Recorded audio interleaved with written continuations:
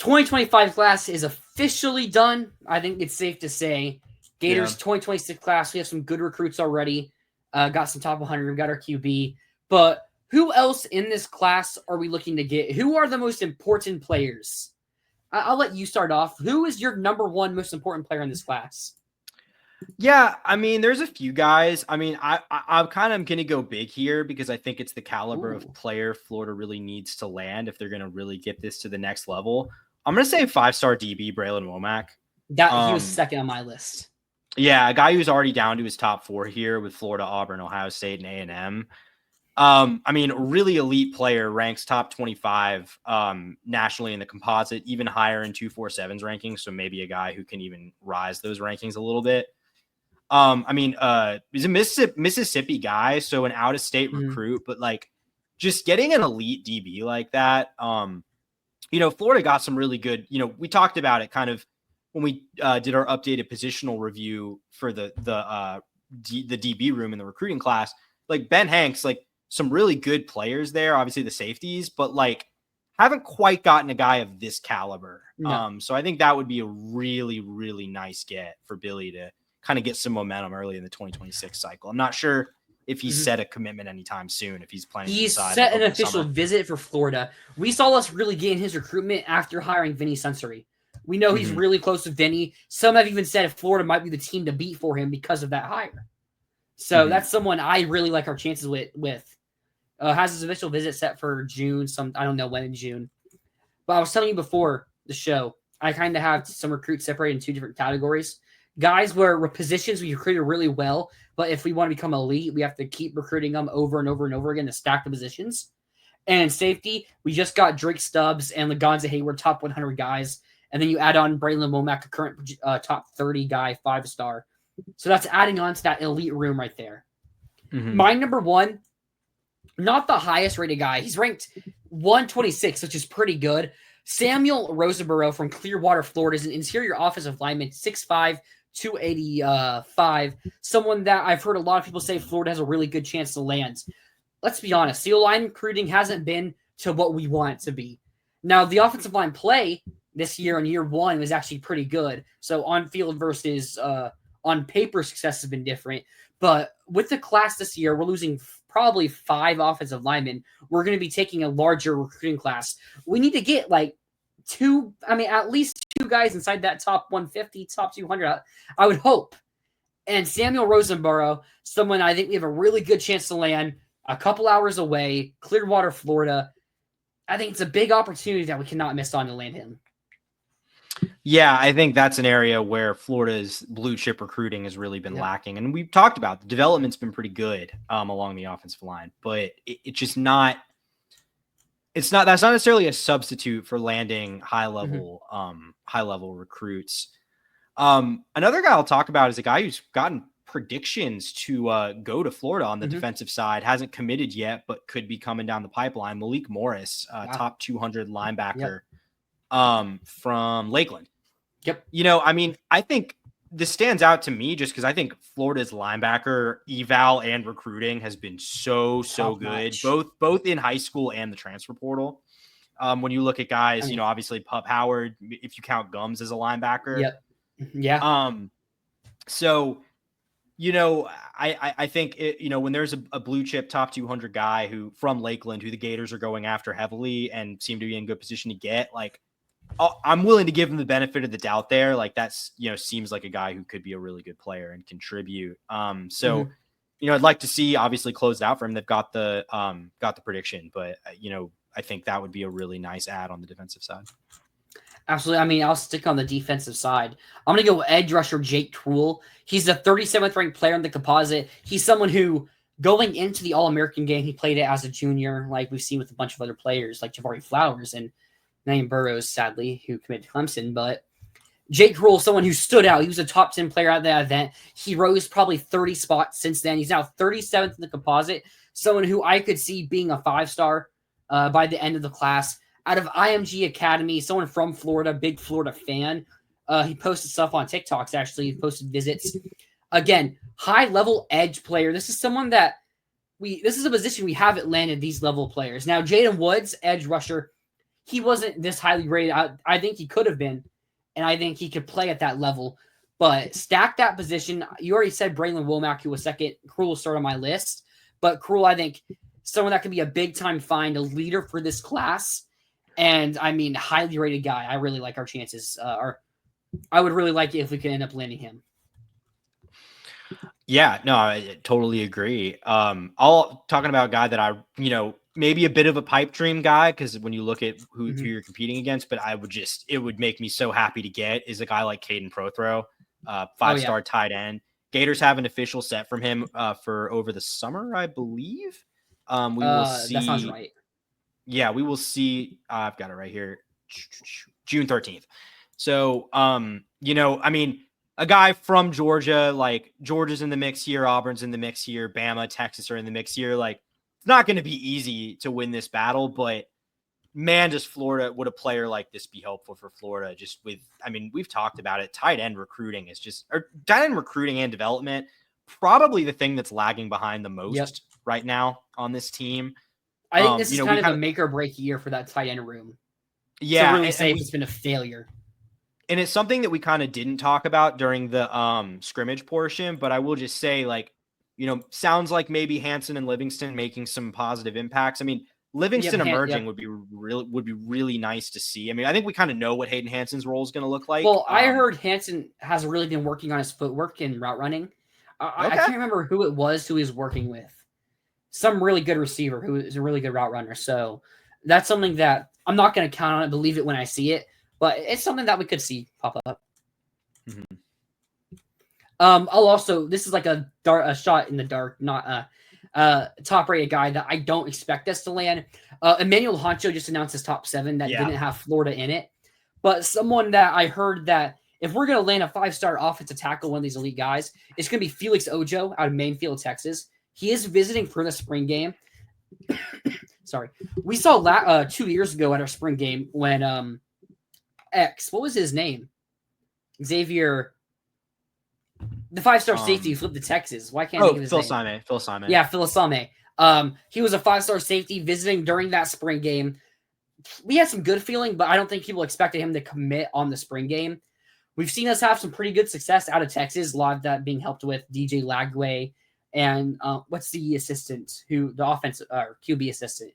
O'Hara. Ryan O'Hara. Ryan O'Hara. I'm pretty sure he's a pretty good connection. No, I think it's Joe Hamilton. Joe Hamilton. Is he still on staff? Pretty sure, right?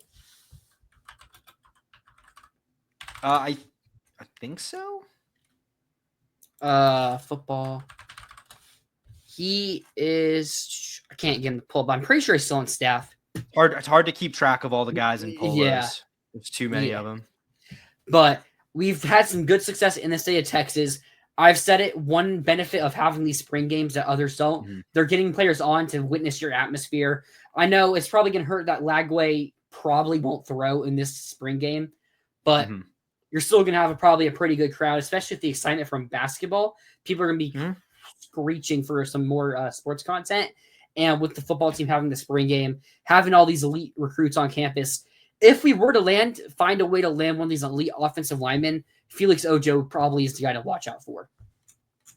Yeah, talking about the spring game crowd, unfortunately, we can't do the pitch of come to the spring game and then go to a baseball game because no one should be subjecting themselves to Florida baseball right now. Yeah. If you haven't talked about it for good reason, just enjoy the basketball run and then take a few months off to chill and relax and enjoy your family. That's all I'm going to say about that. No, going back to recruiting, I'll talk about a guy on defense that Florida also has an official visit scheduled. Actually, I think the same weekend as Prothro. James Johnson, interior defensive lineman from Miami Northwestern.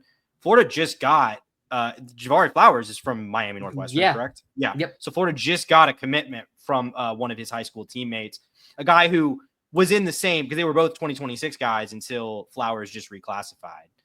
So, nice connection there to have. Just outside the top 100 on the composite. I think he's like 109. Yeah, 108.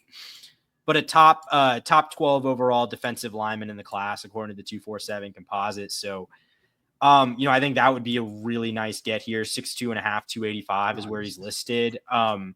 I think we've talked about the interior, the defensive line this Yep. year is kind of a weakness, and maybe it's probably a weakness in general when you look at who Florida's got developing for the future. So I think landing a high level 4-star would be really nice there. Rob, I talked about Jake Cruel, edge rusher. I see him a little late to this comment, so maybe I answered it like right after. But Jake Cruel, who was the line that just committed to Auburn? I do not know. Let me see if I can figure that out real quick. Auburn. Oh, yeah, that goes automatically to the ACC. I'm not seeing anybody for them on their recent commits from O-line. They got an edge rusher recently, Hezekiah Harris, pretty good player, but not offensive line. I will say if by spin the block you mean circle back around later in the season, I think with anyone from Auburn, that's kind of a safe bet because I think Hugh Freeze is very much coaching for his job this season. Yeah. So, yeah. My last player I'll mention goes into the category of we just recruited a really good class at it, but continue adding elite players. Naeem Burrows did unfortunately commit to Clemson. We talked about it when it happens. Very sad and very shocking to happen. So a player I'm looking out for, not as highly rated as Burrows, but someone who I've talked about many times. I know a lot of people who are a big fan of him. Samarian Wingo from St. Augustine, Florida. He's only ranked 231st, but he's someone that I value as much as a top 100 recruit. I think he's a really good receiver, good speed, good size, can do it all here, versatile in that receiving core. Missing Burrows. We don't have a receiver committed right now, but land Wingo, get a snap on one of those other top 150 receivers. I mean, there's the FSU commit, whose name is slipping my mind right now, Darian Williams, I think, who we have a really good chance of flipping. But I think Wingo is the guy I'm really looking out for here. And going back on to you talking about in defensive line, another name, Valden Sohn, another kid who's from out of the country, high upside guy, someone who I think we got our prediction for a couple weeks ago. I can't remember what site it was on, but someone we have a really good chance at landing. What is his ranking? I think it's like in the 100s, but Valden Sohn, defensive line, currently is in Virginia. We're the only team listed as warm. He does have a visit for June 13th. 247 has him 41st in the country, but the composite has him 171. I want to check something real quick. Let me put up on 3. Wait, I got to pull that up on another tab. Give me 1 second. Fallen Stone. I want to see if it's like some haven't updated their site and maybe he could get like a big bump. I mean, yeah, ESPN has him unranked, and so does Rivals. Now, Rivals has him as an unranked 4-star, and On 3 has him 265. So he's someone who I wouldn't be shocked if he's a top 100 guy in a few months. Yeah. 6'3.5", 320, really good size, can play interior. That would be the last person I talk about. Yeah, I would just say generally speaking, with all these guys, it is important to note that we are still pretty early in the process. And the way these sites work with putting out their rankings, like they kind of go top to bottom in the sense that the most detailed rankings early on really only apply to like the 5 stars and the high 4 stars. And then they kind of flesh out the rankings beyond that. So like, point being, I wouldn't put a ton of stock. Like if Florida's going after a guy and you see they're like outside the top 300 and you're like, that's not that exciting. Like I wouldn't put a ton of stock into that right now just because things can change pretty quickly. Only other guy that I would really have anything to say about that's a little interesting to me is talking about a running back, Jonas Walton. Running back from Jonas Walton got an official visit set for June 6th. He's a top 120 guy, ranks 118 in the composite. He's small, so he's 5'9", 205, and he's a track guy. Yep. So he's kind of more of a not really in the vein of the kind of running backs Florida's gone after under Billy Napier, but that's a little intriguing to me. And Georgia's not. I don't believe Georgia has an official for him. I don't think Georgia's really going after him particularly hard for an in-state guy. So a little interesting there. I don't know. Florida kind of just seems to take at least one running back every class, and even though we're like, I don't know how the depth's gonna work out there, those guys seem to always find a way to get on the field and make an impact. So Any running back that the Gators take, I'll be very intrigued. Let me scroll back on this real quick. April 5th. So yesterday, okay. 247 home. Did they change up? No, okay, there it is. Commitments. So April 5th. Maybe their page hasn't updated. Oh, okay, yeah. Okay, it's a 3-star Parker Pritchett, 653. I mean, it's early, like you just said. So if you see someone take out top 5 player, it's an offensive lineman. Everyone takes these guys, but like, I don't know how worried we are right now about flipping a guy in the 600s. No, especially just because as we saw, I will say he did have a visit set for us on June 6th. He has a visit set for Georgia. Mississippi State has an offer from Bama. Maybe he is someone who is rising up. Is he related to Elijah Pritchett? Hold up. That's a good question. From Columbus, Georgia. Yeah, Carver, both. So he's probably the brother of Elijah Pritchett from the same high school area in Georgia, or related to him at least. Yeah, so not have that football DNA in him.